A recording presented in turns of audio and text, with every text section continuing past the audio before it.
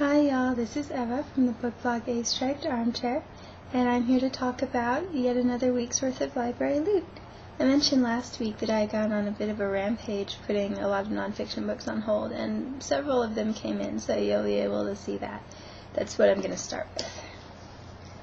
Snoop by Sam Gosling is the first one. I read a review of this at Bride of the Book God, and it just sounded like so much fun. Gosling is a psychology professor who researches the connection between our possessions and our personality. And his students are sent on case studies where they basically look at people's rooms and try to figure out what kind of people live there, which just sounds like a lot of fun. I've already used that twice, huh? Anyway, Gosling is a professor at UT Austin, which is another vote in his favor since I'm a big Longhorns fan, and I love Austin. I want to live there, hopefully soon. Then there's Sisters by John Fialka, which is Catholic Nuns in the Making of America. I was raised Catholic, even though I'm not practicing, and so whenever I see something about Catholicism, I kind of perk up, and Bybee reviewed this a few months ago and was very positive about it. Shadow of the Silk Road by Colin Dubran. This is a travelogue. I've been reading those a lot more this year than in the past, but last month I read A History of the Silk Road, so I thought it would be a nice compliment to follow that up. Hopefully it'll be more interesting. Country of My Skull by Auntie Grove.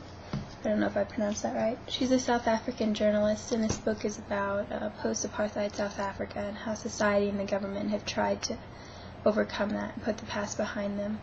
It's for the What's in a Name challenge, which has us read books with titles of various things. This one was a body part. And I additionally decided to only use African books, which was a bit of a challenge, but I managed it in the end.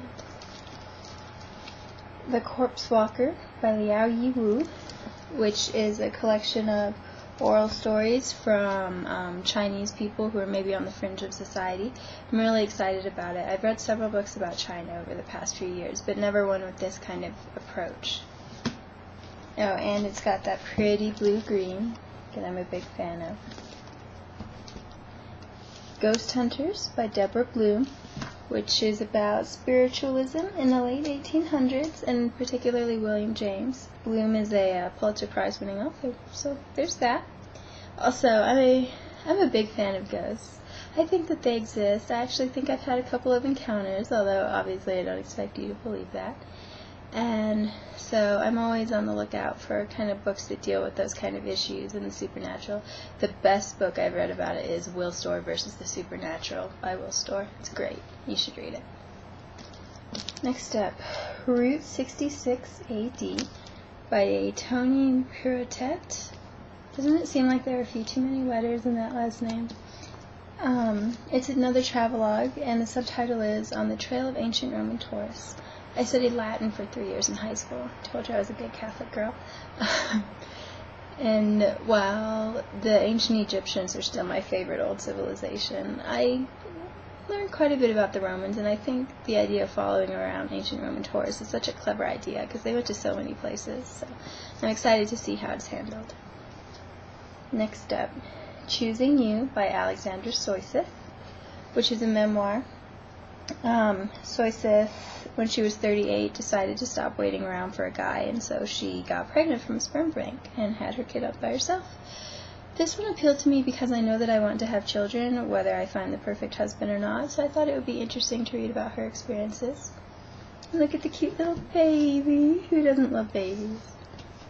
My 3-year-old niece is here right now, so she makes me love little kids all the time. Then there's the Oaxaca Journal by Oliver Sacks. I love Oliver Sacks. He usually writes psychology books about his patients' case studies. But this one is a combination travelogue from a trip to Mexico and discussion of his hobby, which is ferns. Isn't that great? Don't you wish you had such an eccentric hobby? Like, I read tarot cards, but I think ferns are a whole different level. So, Sacks is just such a wonderful writer that I feel that I'm going to really enjoy this, even though it's a weird topic. And hopefully, if I enjoy this, it's slim. Then I'll check out his memoir soon, which is something with Uncle Tungsten in it. I don't know, something with chemistry.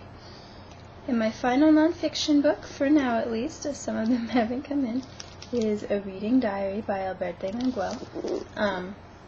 I've read 2 of his books about books now, and I've loved them both. He's very erudite, and he's had a really fascinating life, and at the same time, he's as much a book lover as all of us. So it's just a great combination. Then there's my fiction, which is a much shorter pile than usual. A Golden Age by Tahima Anam, which is set in Bangladesh during the War for Independence. Never read a Bangladeshi author, but I know a little about the war, and I have a Bangladeshi friend, so this should be interesting. You'll notice all of my fiction choices are international, just kind of like last week, where I went on a bit of a binge. What happened was, for a while, it seemed like I only had young adult and kind of Western novels out, and I was just feeling really, really deprived of my international fiction, so that's why, in addition to nonfiction, I decided to stock up on some continents. Speaking of which, The Thing Around Your Neck by Chimamanda Ngozi Adichie. I don't know if that's how you really pronounce her name, but my half-Kenyan friend pronounces it the same way. And I know that Kenya and Nigeria are really far apart, but, you know, I'm trying to justify myself. Anyway, Adichie is one of my favorite authors. She's written 2 incredible novels, The Purple Hibiscus and Half of a Yellow Sun, both of which you should go read if you haven't read. Don't worry that they're about depressing topics. They're still just awesome books, and usually I hate sad books. Anyway, this is a short story collection, and it was released on Tuesday here in the States, and my library already had it ready for me on Thursday, so I cannot wait to read it. I've been purposely not letting myself read her short stories on the internet since I knew this collection was coming out. Then, The Story of the Cannibal Woman by Maurice Condé. This is for the Lost in Translation Challenge. Condé is from Guadeloupe. I've been reading a lot of Caribbean authors this year, actually. And the book is about Rosalie, who is living in South Africa when her husband is brutally murdered.